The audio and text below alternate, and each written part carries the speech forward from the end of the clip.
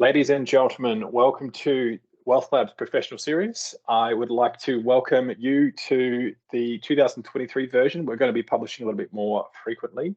And I've got news. I have Mr. Phil Spurel sitting here with me. Phil, welcome. G'day, thank you. Phil has joined us as Wealthlab's newest advisor. So then we've now gone from 1 to 2 advisors, and things are looking quite exciting. So Phil, welcome. Yeah, thanks very much, mate. Great to be here. Good to be on board. So Phil, the reason why Phil is here is that he brings a really unique aspect of where he's been, his background. Phil's been working for over 12 years, and culturally we've got a great fit. He's also based in far north Queensland, so the two of us can start each day and I can grizzle about the Melbourne weather. So, that's been going pretty well thus far. Please feel free to reach out. It's wealthlab.com.au is the website.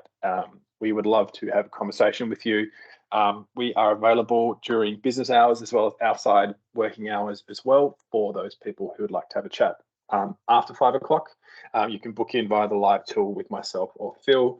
And without further ado, I'm going to crack into today's topic, which I have selected, and then I'm going to throw to Phil for his topic, which is a post that I put up last week on gambling. People are always looking for a hot take from a financial planner, and quite often I'll meet someone at a barbecue, or there'll be just in a social setting, and they'll be asking for money tips or money advice.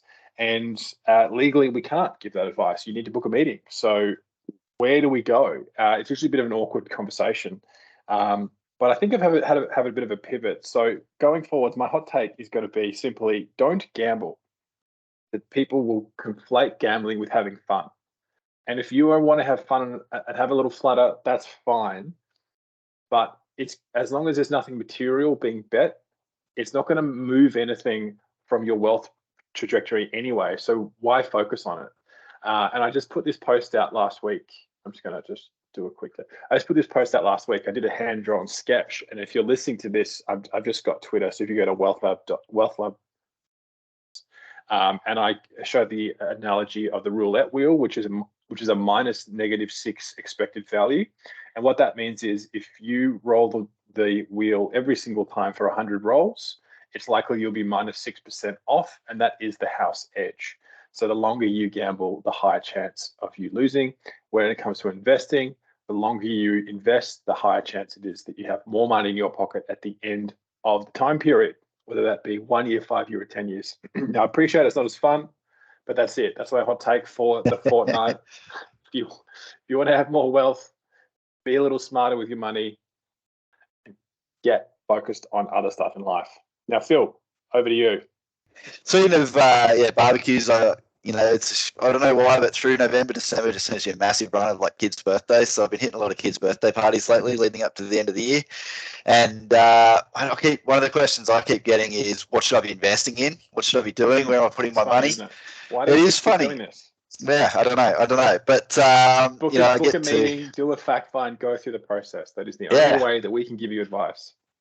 100%, but it does give me an opportunity to give my favourite answer, which is I don't know. It depends. But coincidentally, just floating around on social media in a few places over the last week, I've seen one of my favourite all-time charts popping up a lot.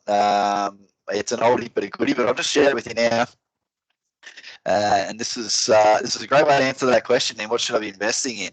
100% the answer is who knows.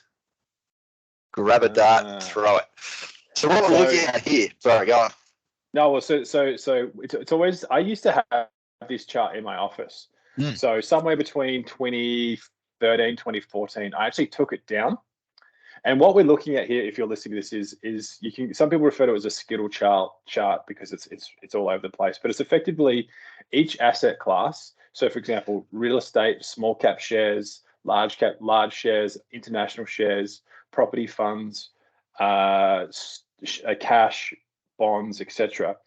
Each of them is its own asset class, and it moves in different ways.